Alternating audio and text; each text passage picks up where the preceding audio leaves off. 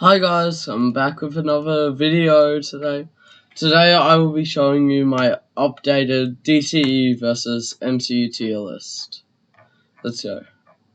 So I've recently, in the time that I have been away, I have been seeing some new scaling for the whole verse.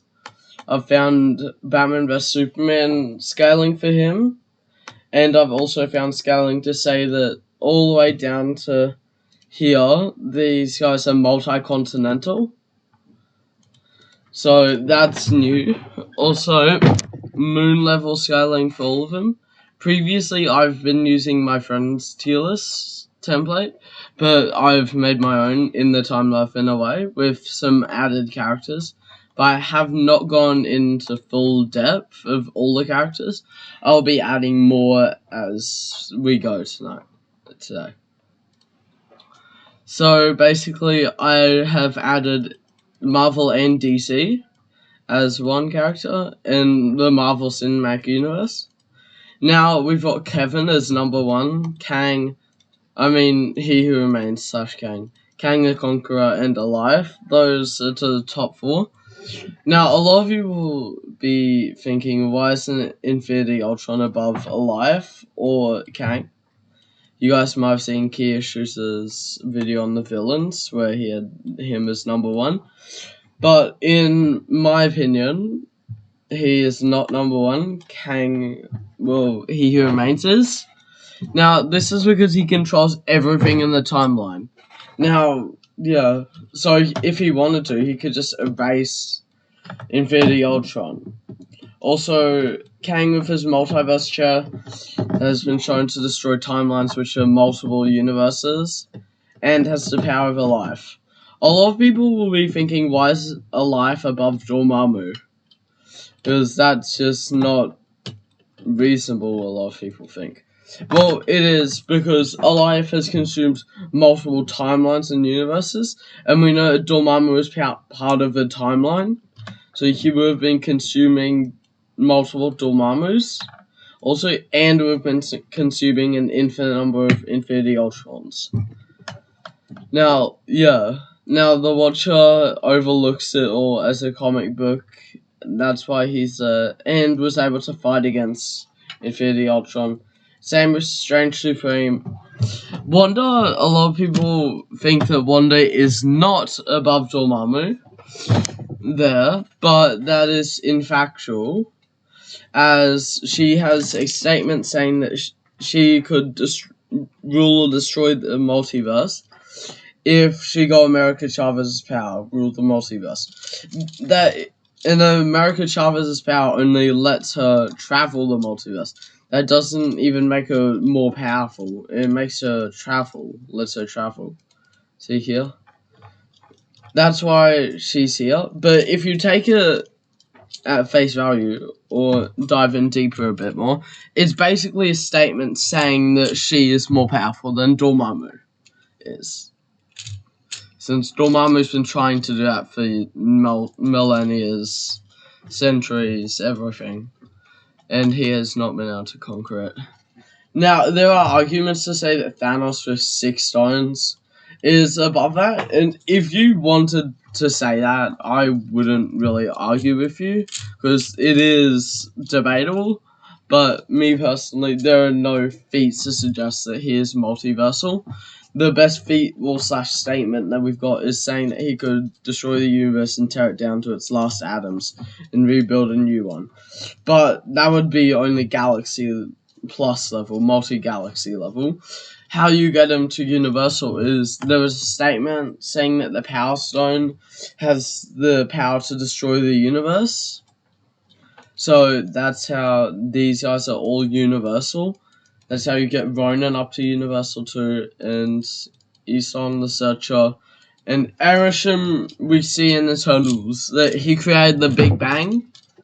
And then I've got a multi-galaxy character, Moon Knight, when he's enhanced by Khonshu, because he performed a multi-galaxy level feat in Moon Knight episode 3, I think. I haven't finished Moon Knight though, but I have seen that. Also, this is Wanda before Multiverse of Madness. showing that she has still overpowered Thanos right now, but she has not overpowered Dormammu. That statement comes after Multiverse of Madness. Now, we've got Brandon Routh Superman / Christopher Reeve. They are the same Superman. Now, how... Oh, yeah. Odin is solar system level. The Celestials are star level. And Kang without his multiverse chair star level. I've got normal Justice League and Avengers at star level too. Hey, and this should be DCU Superman. He should scale to DCEU Superman. It's not full reboot, so it still cut ties to it into it. So I'm just assuming that they scale to each other. How Brandon Routh Superman is he has immeasurable speed as he rewinds time, and that is immeasurable. That is putting them on almost the level of Flash speed. That's basically the same feat. Also, he has done a planet level feat before, and he has lifted a whole island level of his own weakness into space.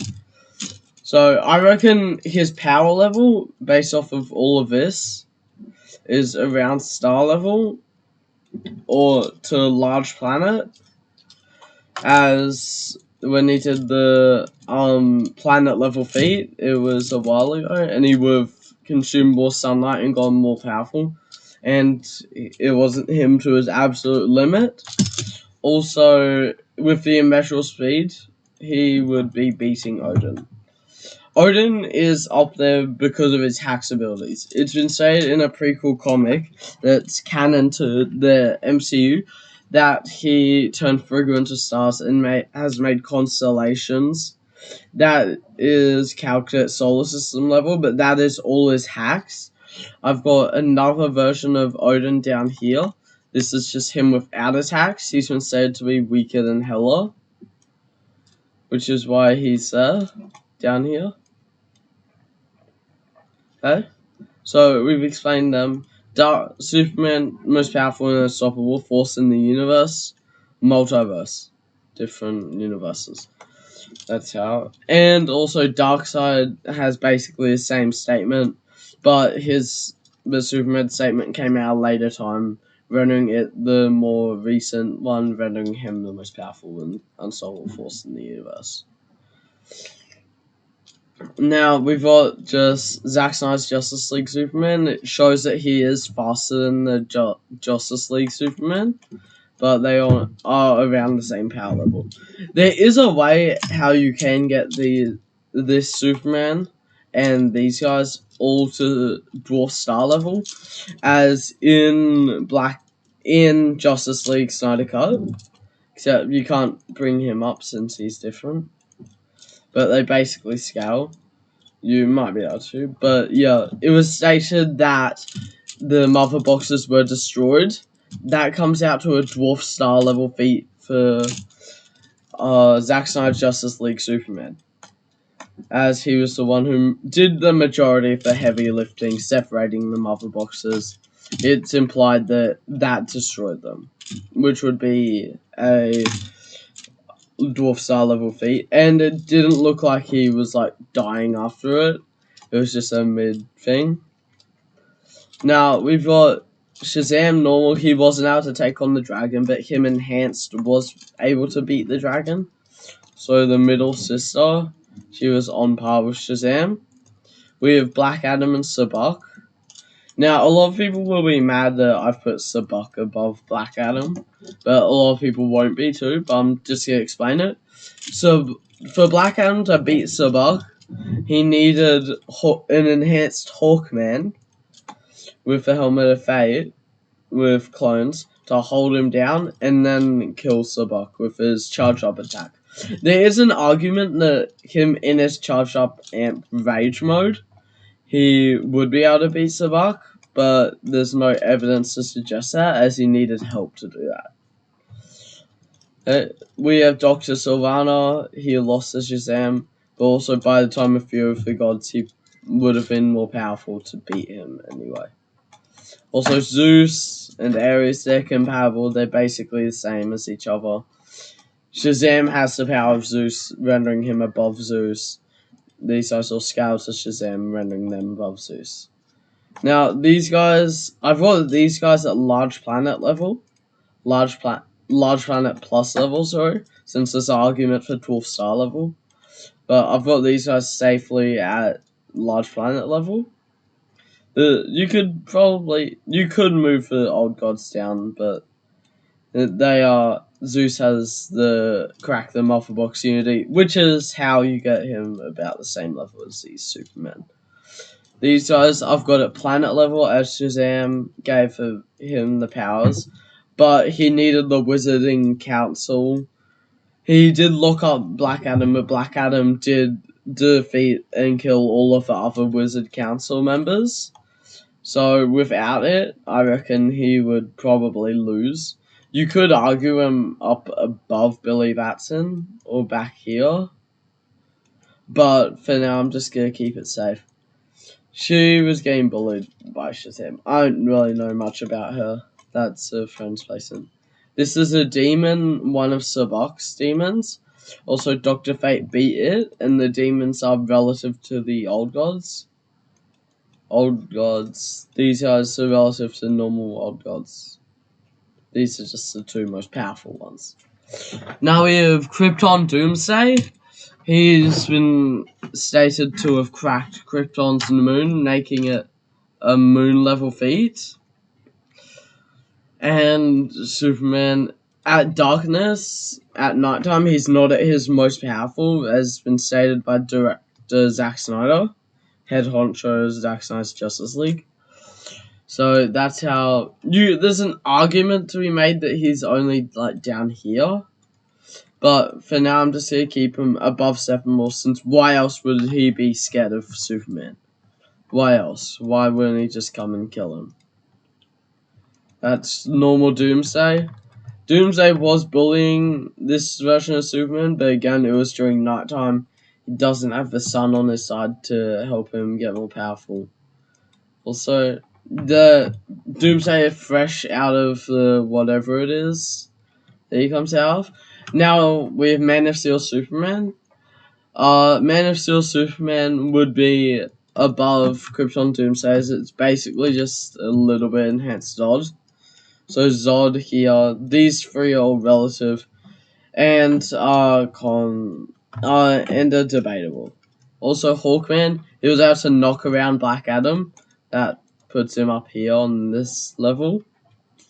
Aquaman, there's arguments to be made that he could go up there with his King Trident, but there's not really many feats to suggest that.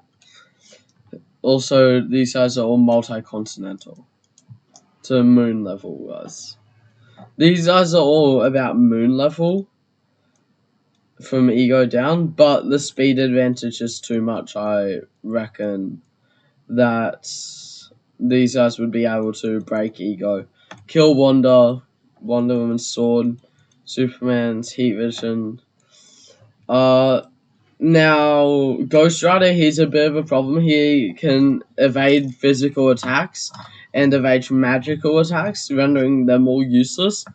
But I reckon Speed would be able to kill him before he could do anything like that. And his base form is basically just country level, normally, just like physicals. But he can evade physical and magical attacks, which is how he's up there. These guys, Ego and Peter Quill, Celestial Peter Quill, these guys scale to each other as seen in their fight scene, but Ego is the size of a moon, so I reckon Ego would win on top, and Peter Quill lost Ego. And now there's Dark Flash. I gotta move him down.